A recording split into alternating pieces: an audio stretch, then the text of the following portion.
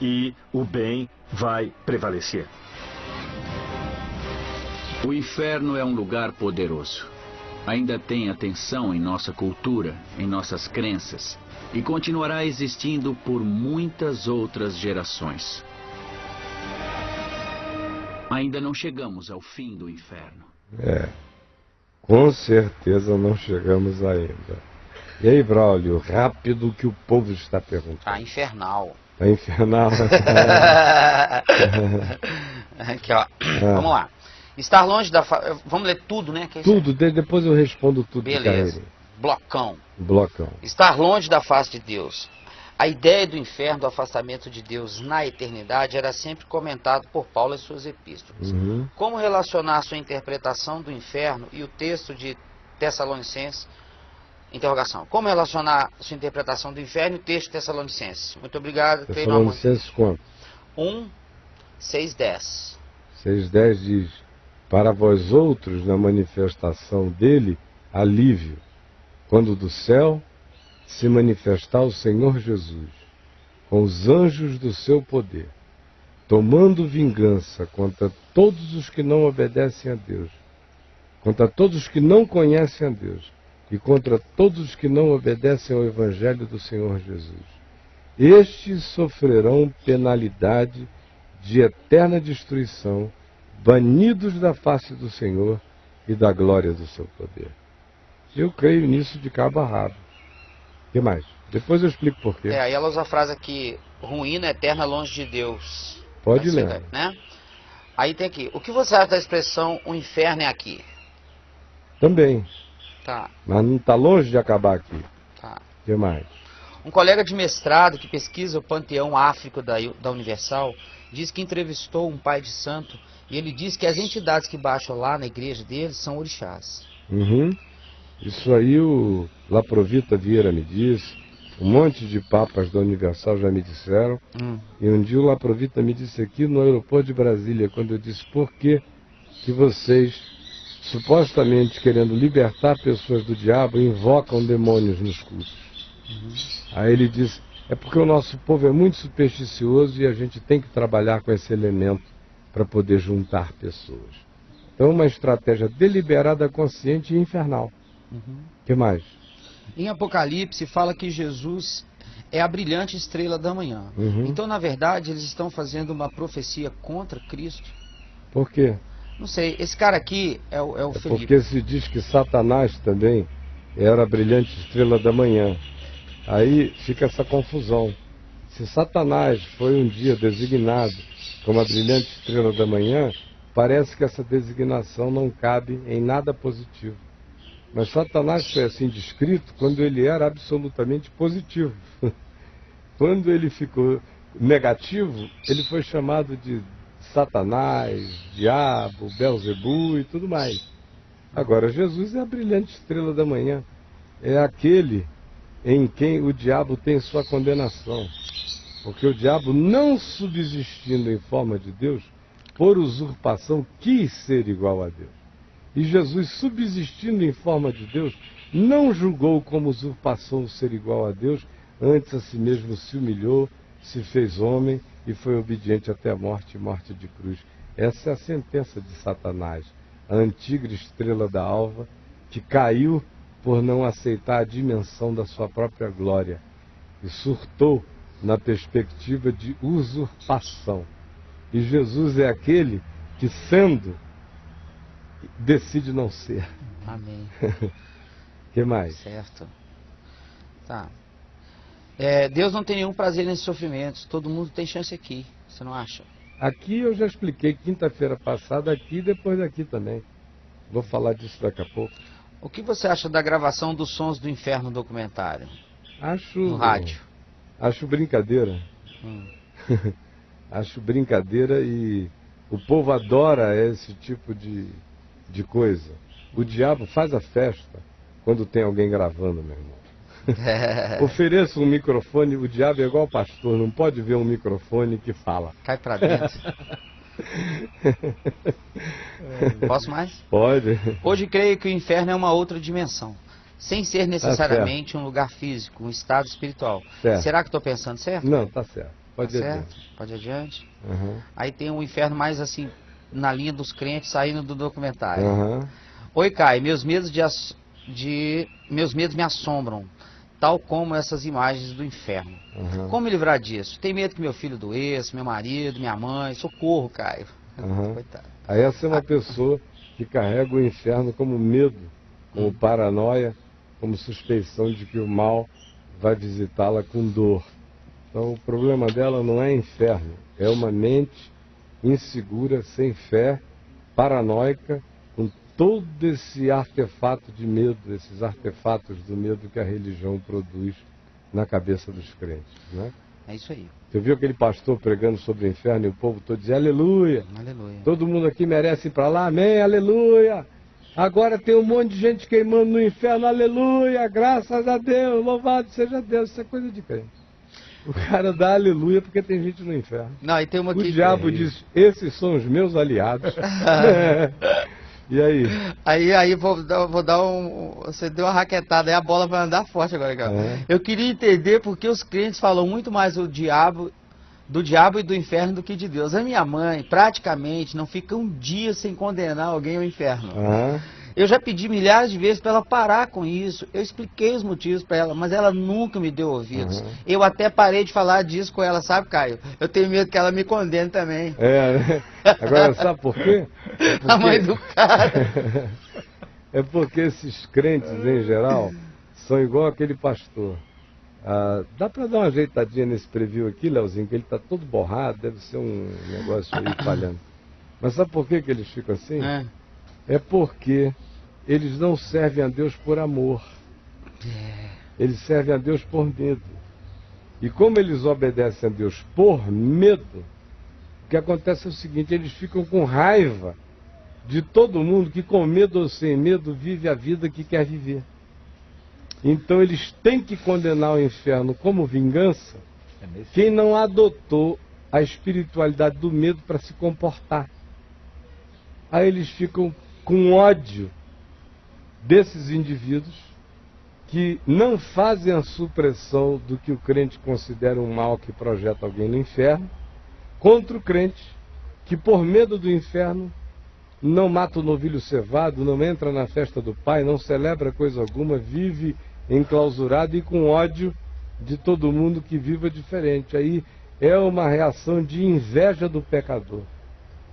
Esse mandar gente para o inferno toda hora é crente com inveja do pecado dos outros. É que fica mandando os outros para o inferno o tempo todo. Eles morrem de tesão no pecado do cara que está indo para o inferno. É vingança invejosa. O que você está dizendo? Não, é por causa disso que no comecinho que você estava falando lá na introdução, no devocional, tem muito a ver, eu estava viajando naquela hora, tem muito a ver com o que a igreja evangélica prega, né? De você sempre ter que pagar um preço.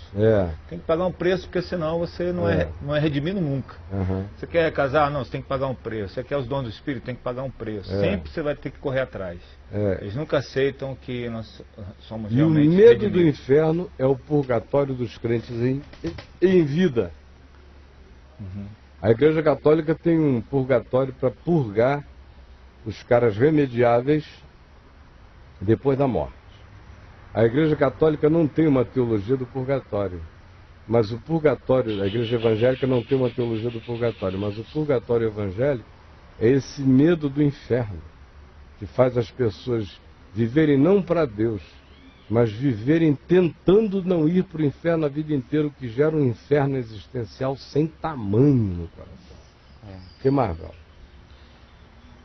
Por que a igreja física se torna um inferno quando pecamos? Né? Porque tem um monte de gente que servindo a Deus pela razão que eu disse, que não é por amor, não é por misericórdia, não é por graça.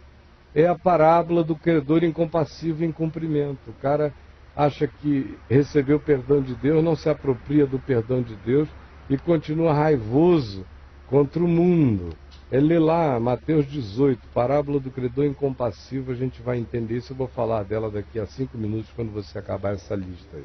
Tá. O que mais? O medo do inferno afasta as pessoas da graça de Deus, Caio? Claro. Nunca vi ninguém se aproximar da graça de Deus por causa de medo do inferno. O que eu vejo é gente, por causa do medo do inferno, ficar recorrendo à graça de Deus como antídoto. mas não como paixão, amor e entrega. A graça de Deus não é a motivação, é a defesa contra o inferno. Não é a alegria da vida, do Salmo que diz: a tua graça é melhor do que a vida. Esses caras dizem: a tua graça é a alternativa ao inferno. Mas não é prazer, não é constrangimento do amor de Deus no coração. Por isso o inferno nunca sai da alma dessas pessoas, enquanto elas se dizem salvas e mandam outros para o inferno. O que mais? É possível crer em Deus sem acreditar no inferno? Não. Eu acho que quem crê na revelação do Novo Testamento sabe que existe céu e inferno, mas sabe que a motivação do Novo Testamento para a gente andar com Deus não é o bônus celestial, nem são as penalidades infernais. Só vale, tudo só vale, meu querido, se for por amor. Se for ambição de celestialidade, não te põe no céu. E o medo do inferno não te tira dele. O que te tira do inferno é a confiança de que está pago, consumado, feito, e o inferno morreu em Cristo Jesus para quem crê. O que mais? É correto termos consciência da graça pelo medo?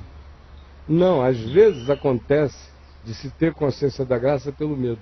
Mas se a graça não se mantém em nós pelo medo, ela só se mantém em nós pelo amor grato ao que Jesus fez por nós. O que mais?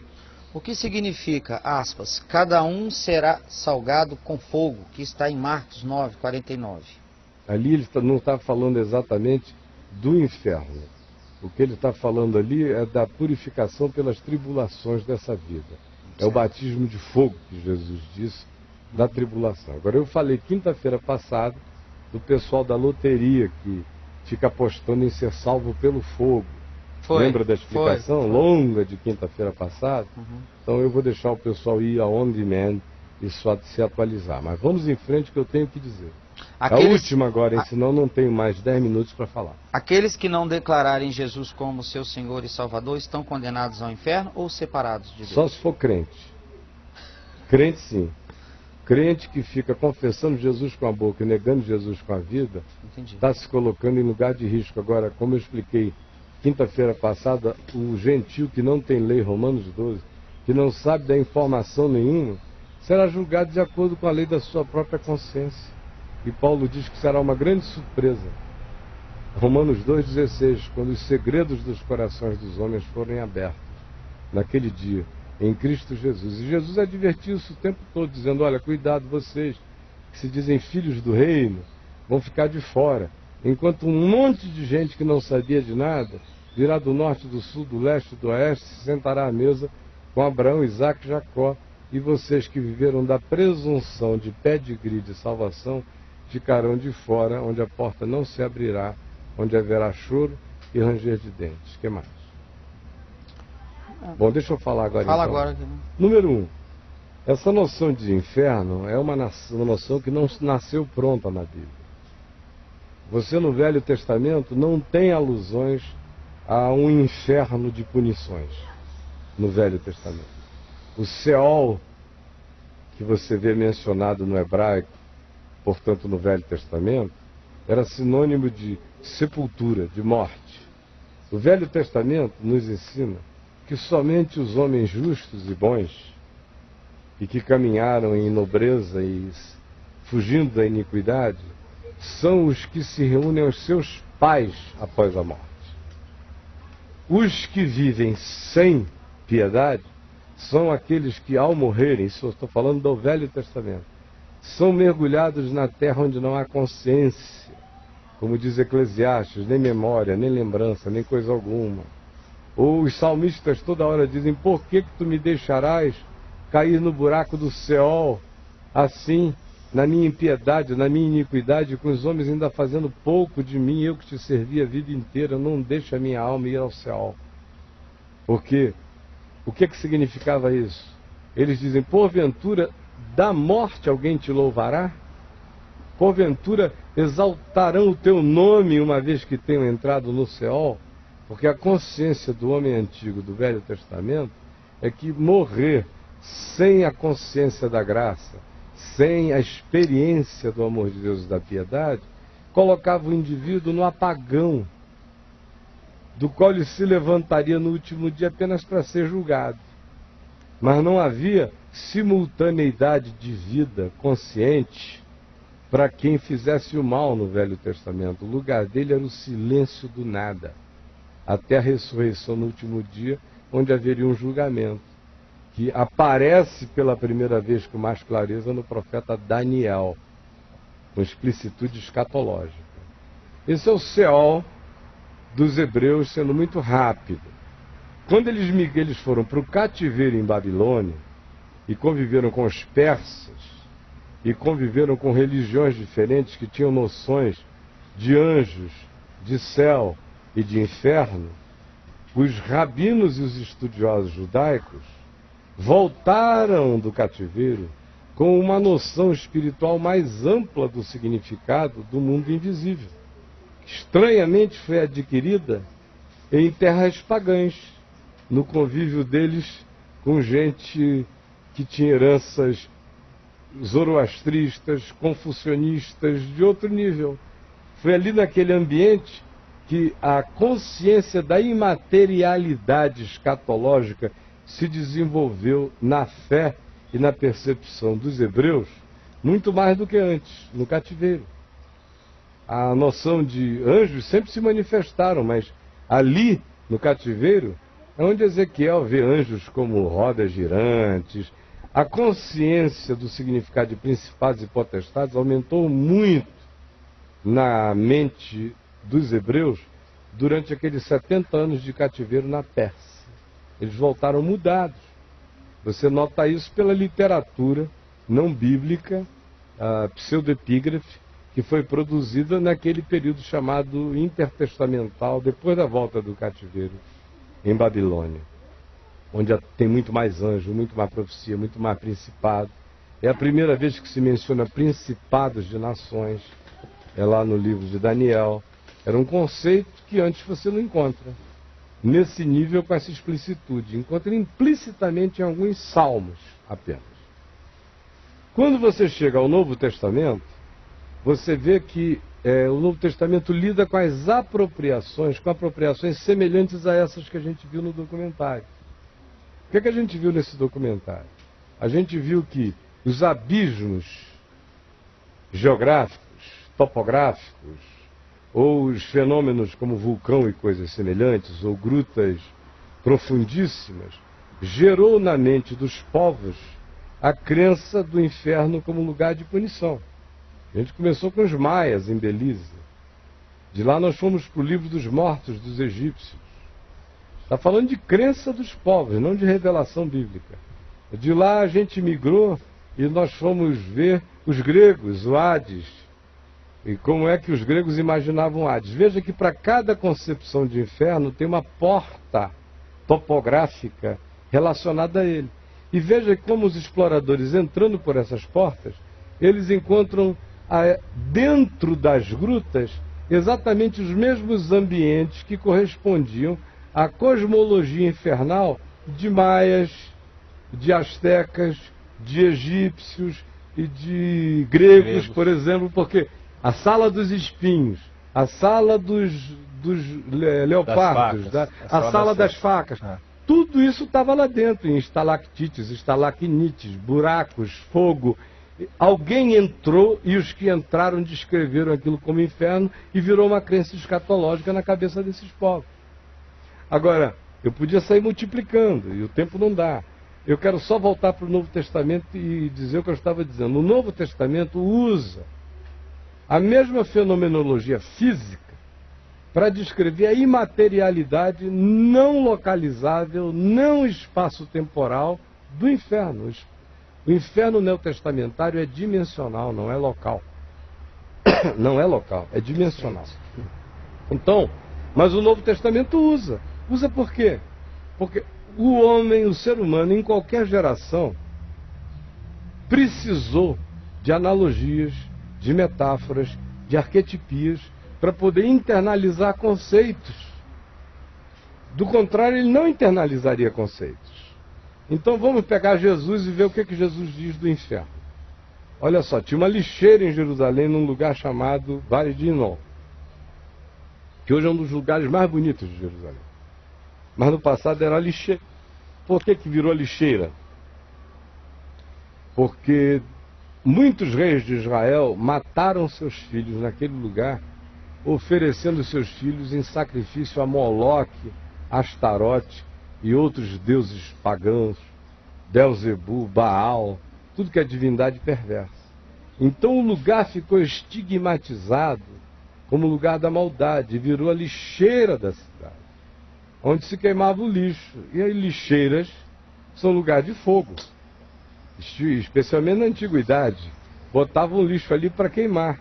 Jesus diz em Marcos, usando o Geinon, que G de vale e non do nome do dono do vale originalmente, era Vale de Inon. Virou a lixeira de Jerusalém.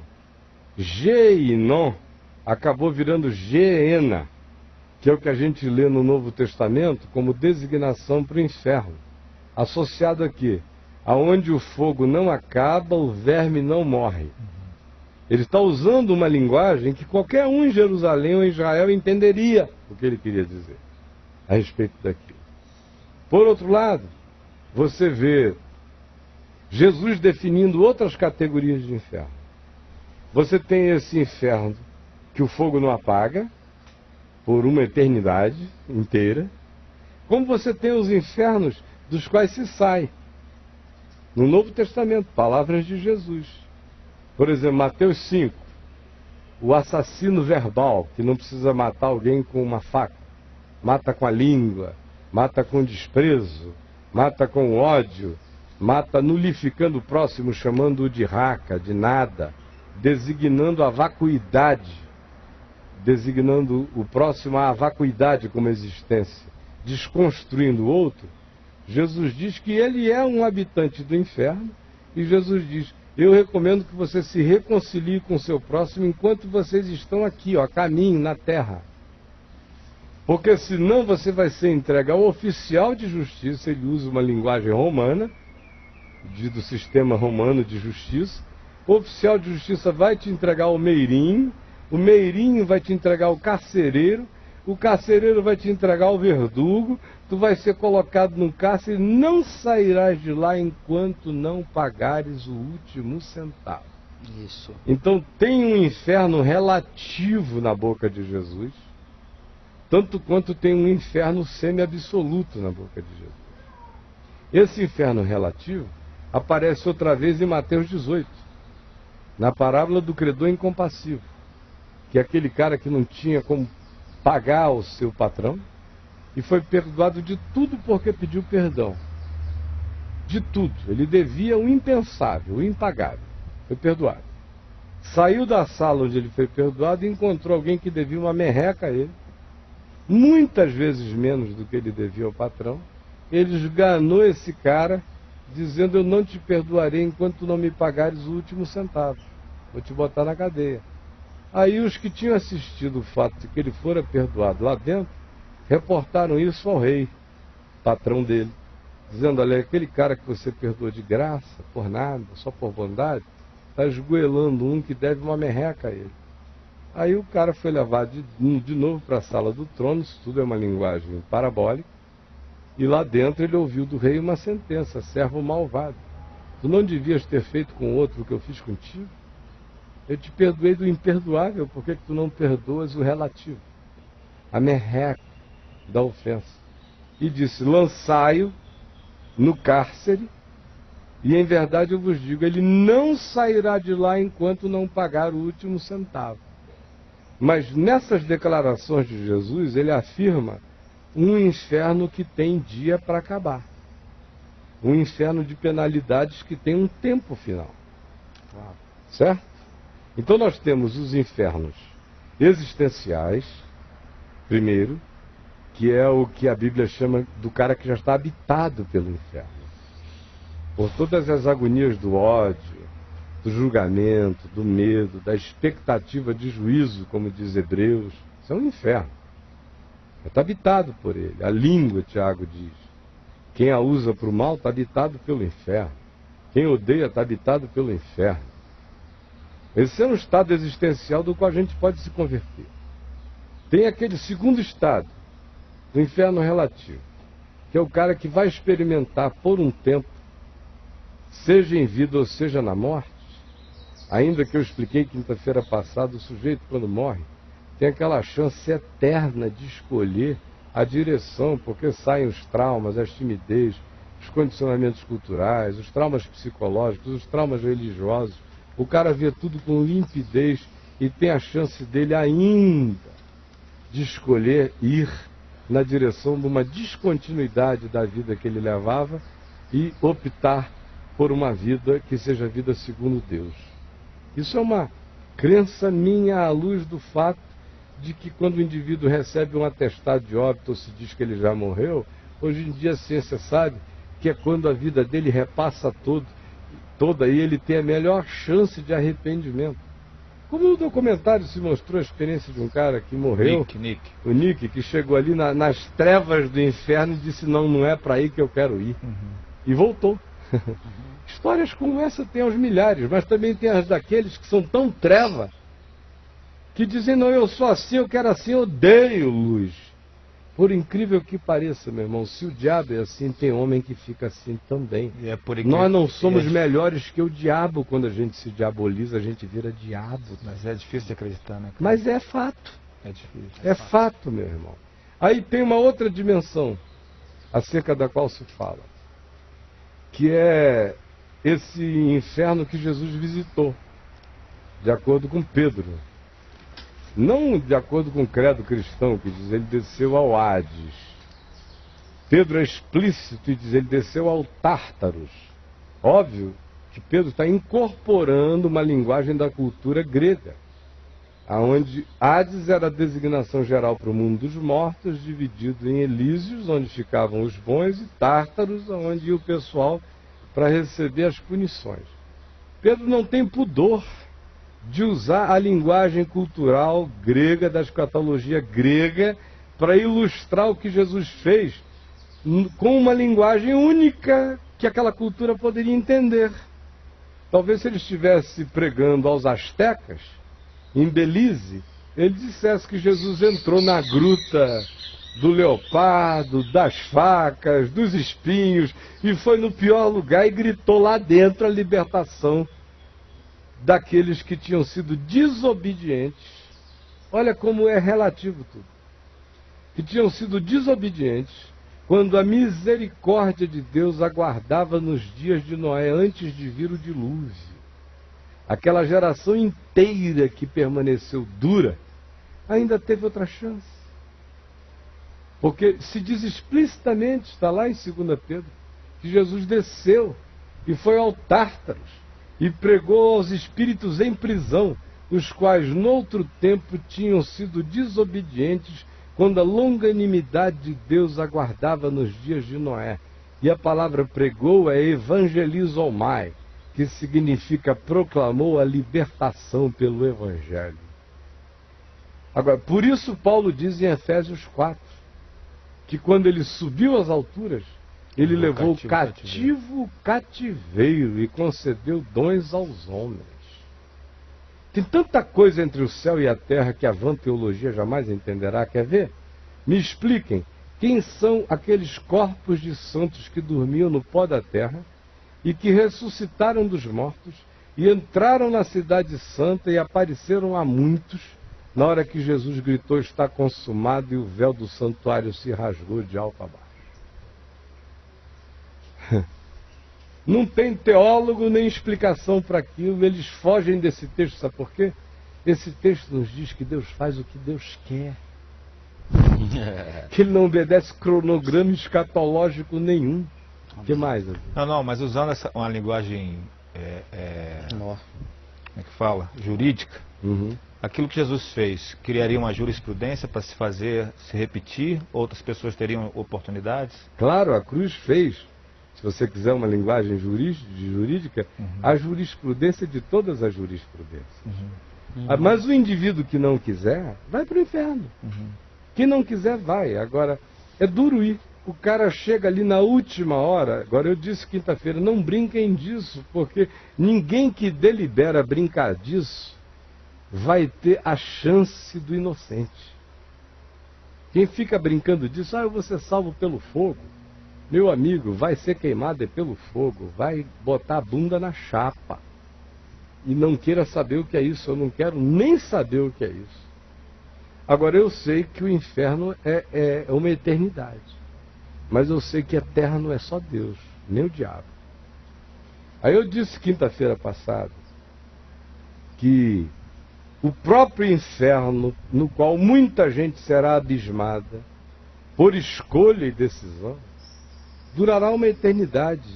Mas a misericórdia de Deus vai de eternidade a eternidade. Eternidade são aeões indefiníveis na nossa capacidade de mensurabilidade de tempo e espaço. A gente não consegue nem conceber o significado do que seja uma eternidade. Agora, o inferno tem fim. Como eu disse quinta passada de novo. Aqui o documentário, uma bobinha ali que escreveu um livro, é uma boba. Quase todo mundo que fala nesses documentários são os bobos, os professores de Claremont, onde eu estudei, idiotados, uns teólogos que têm mais fé nos evangelhos apócrifos do que na revelação da Escritura. Eles creem mais em montagem da folcloricidade do inferno do que na revelação bíblica. Então, voltando, eu disse na quinta-feira passada, diferentemente deles aqui, que disseram o inferno foi criado pelo diabo e seus anjos. É uma mentira. Foi criado para o diabo e seus anjos. O diabo não é o rei da cocada preta no inferno. Ele tem pavor de chegar o dia dele de ir para lá. É o lugar de padecimento dele. Quer dizer, homens irem para o inferno tem que virar diabo. Porque o diabo não é uma criação original para humanos. Só se o humano se endiabrar. Porque o inferno, a Bíblia é explícita, foi criada para, não para o diabo e seus anjos. Só que a misericórdia de Deus, como eu disse também na quinta-feira passada, vai fazer um tempo depois, eu não sei de que significado de eternidade seja esse, vai chegar uma hora em que a morte e o inferno serão jogados no lago de fogo. Ora, se o inferno já é tormento de consciência, o lago de fogo é a extinção da morte do inferno. É a graça de Deus acabando com o inferno e acabando também com todos os que no inferno estavam. Esses não viverão eternamente. Esses entrarão em extinção absoluta. Perderão todo ser, serão diluídos apenas como parte do universo, mas não terão mais nenhuma consciência de si. O mundo e a experiência eterna com Deus não acontecerá em simultaneidade com um inferno crepitante de fogo. Isso durará uma eternidade, mas não durará eternamente. Porque só durará eternamente aquilo que existir no amor de Deus. Como Paulo diz, aquilo e aqueles que se reconciliarem por meio da sua cruz com Ele mesmo. Quinta-feira perguntaram aqui, o Chico trouxe a pergunta, se nós éramos universalistas. Eu disse que não, que quem é universalista é viado. Universalismo é aquele decreto de soberania que diz que Deus é tão bonzinho que ninguém vai para o inferno. É uma negação do Novo Testamento, do Evangelho e da cruz de Cristo. O Evangelho existe porque a cruz é uma oferta de salvação para todos. Justamente por isso todos os homens, como diz Paulo, são inexcusáveis, inesculpáveis. Mas a misericórdia triunfa sobre o juízo sempre. E Deus vai dando chance, mas nem por causa disso o cara deixa de viver no inferno aqui. Se ele não se converter, ele vai provar a experiência do inferno naquele lapso de consciência eterna antes dele partir numa direção ou noutra. Se ele não escolher naquele arrependimento da misericórdia, quando o médico já disse morreu, mas Deus disse ainda está vivo para mim, e a vida dele passando, se ele não fizer a escolha da vida como alguns não fazem, alguns são hitlerianos mesmo, meu irmão. Tem almas hitlerianas, tem almas de anticristo, e que se tornam sementes podres mesmo. Tem homens que viram demônios mesmo. Esses vão provar o inferno e não sairão de lá enquanto não pagarem o último centavo. Agora, depois disso tudo, ainda vai ter gente que vai querer continuar e insistir. Não é a mensagem do Apocalipse, quando diz que Jesus vem, que tudo é revelado, que o diabo é preso e acorrentado por 1000 anos. E aí há um reino de Cristo na terra, aonde não é ainda um reino absoluto de ressurreição, ainda tem relatividade, ainda tem tudo isso, mas tem paz na terra. Uma vez que o diabo é solto, o Apocalipse diz, o mundo inteiro outra vez vai após o bicho. Para você ver essa vocação humana desgraçada para amar a morte. Aí, uma vez provando esse inferno com o diabo e seus anjos, a graça de Deus ainda faz o provimento da extinção desses seres. Porque a eternidade eterna que eu viverei não terá um inferno paralelo. Tudo e todas as coisas estarão reconciliados com Ele por meio do sangue da sua cruz, do Cordeiro que foi imolado antes da fundação do mundo, por todas as variáveis de existência, de livre-arbítrio, que o homem possa escolher ou qualquer outra criatura, mas há punição para a escolha deliberada contra a verdade e a justiça de Deus, tanto mais quanto o indivíduo seja consciente da oferta. Quanto mais ele saiba do Evangelho, mais recalcitrante seja ele, mais filho do inferno ele é candidato a se tornar. Quanto mais alienado de tudo ele seja, menos julgado ele será, porque cada um de nós é julgado pela luz que recebeu e não pela luz que não recebeu. Pelo que soube e teve, e não pelo que não soube e não teve. De modo que eu podia ficar aí o resto do dia à vontade, tem tanta coisa me vindo aqui à cabeça, como por exemplo o rico e o Lázaro. O cara acabou de perguntar. O rico e o Lázaro, que é também uma linguagem fabulosa, de fábula, é uma linguagem de metaforia. Então, dá a impressão de que é um lugar espaço-temporal, né? Que o Lázaro está lá, na boa, no seio de Abraão, e o rico está aqui, um abismo, vendo o cara lá, me tira daqui, manda avisar os meus irmãos. Mas é claro que Jesus não está falando de um lugar onde, por um abismo, a gente vê quem está na bagaça de lá, e os da bagaça de lá, quem está na graça do lado de cá, uma separação dimensional.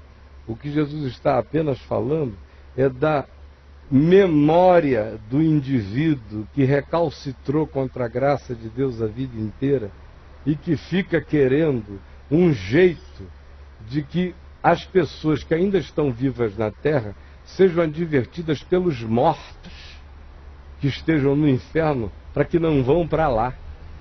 Aí Jesus diz, não, eles que creiam na palavra, eles que creiam na revelação, eles que creiam na pregação, eles que creiam nos profetas, porque nenhum morto irá, e mesmo que alguém ressuscitasse dos mortos, eles não creriam. Prova disso é que Jesus ressuscitou e a moçada continua escolhendo o caminho da morte.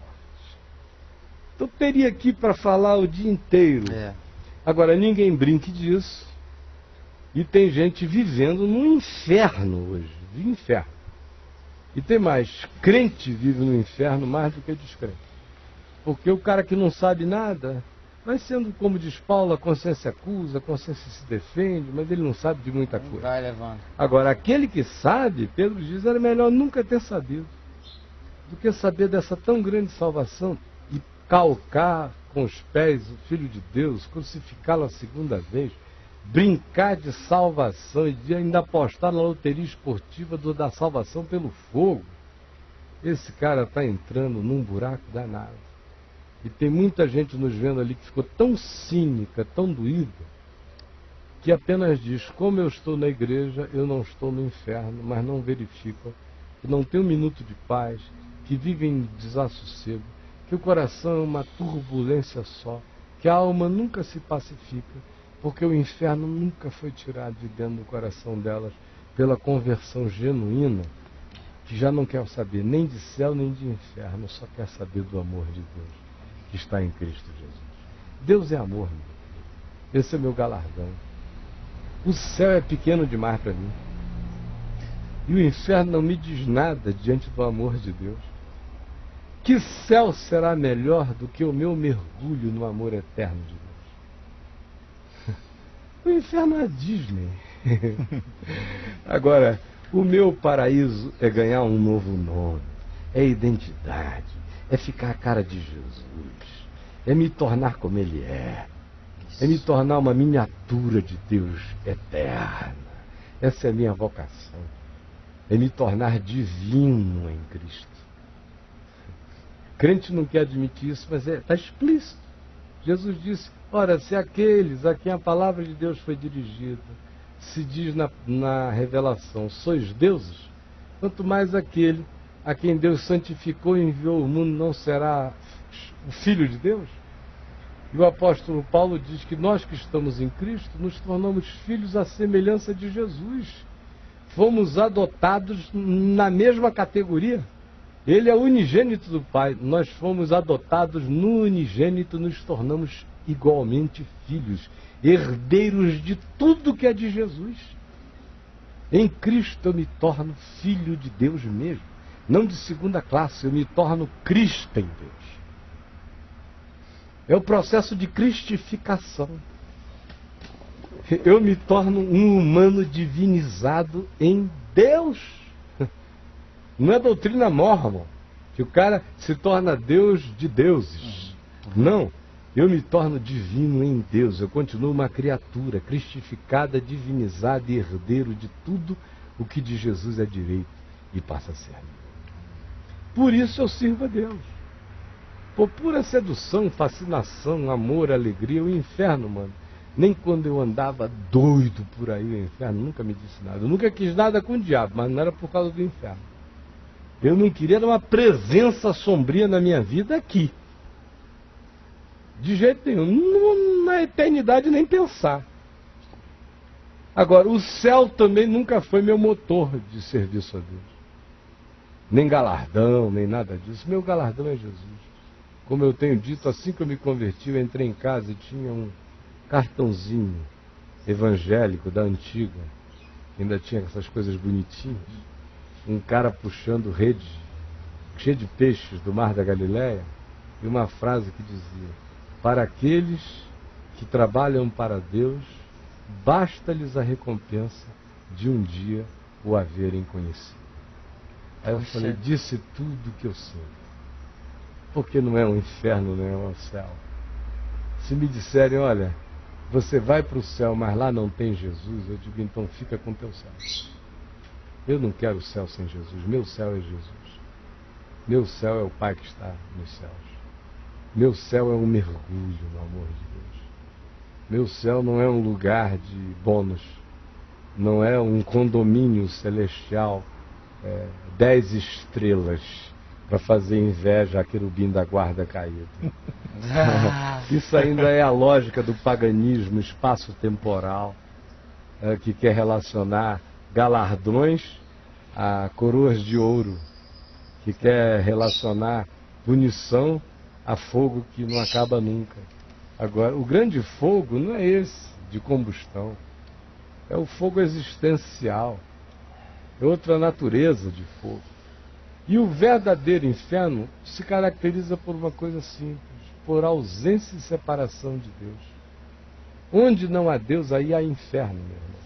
Seja na terra, debaixo da terra, em qualquer lugar ou dimensão. Onde a criatura consciente de si vive sem Deus, aí ela está habitada pelo inferno. Não é preciso ir longe. Tem o inferno escatológico, nas dimensões que eu já falei aqui, e tem o existencial. Já está habitando muita gente ali. E era hora de se converterem de todo o coração. Pararem de servir a Deus por medo, como aquele pastor, que ainda confessou que prega o medo porque funciona. Quem é discípulo do medo que funciona nunca terá paz na vida. E quem serve a Deus pelo bônus celestial, pelo bônus, nunca o fará por amor. mas por barganha, continua no inferno existencial do mesmo jeito. A gente fica livre do inferno quando a gente esquece o inferno, esquece o céu, serve a Deus por graça. E diz: a tua graça é melhor do que a vida. A tua graça é melhor do que o céu. Eu lembrei a tua graça é melhor do que tudo. Oi? Não, ele estava lembrando da pregação de ontem. Aqui no que eu assisti, sobe para cá. Sobe para cá. Suba para aqui. O gasofilaço quebrando. Sobe para cá que você vai sair. Essa passou de todos os limites. O Chico vai acabar tendo que dividir esse papo de graça em 3. Cara, só um recadinho. Qual é o recado? Braulio agora tem e-mail. Dá o e-mail. Deixar porque o pessoal tá pedindo aqui para mandar braulionapolis@gmail.com. Não, braulio@vemvtv.com.br. Então você melhorou muito que de e-mail. Chique demais agora. braulio@vemvtv.com.br. Podem escrever para o Braulio, ele trará questões que você porventura queira apresentar. Exatamente. Infelizmente o tempo acabou. Gente boa. Tchau.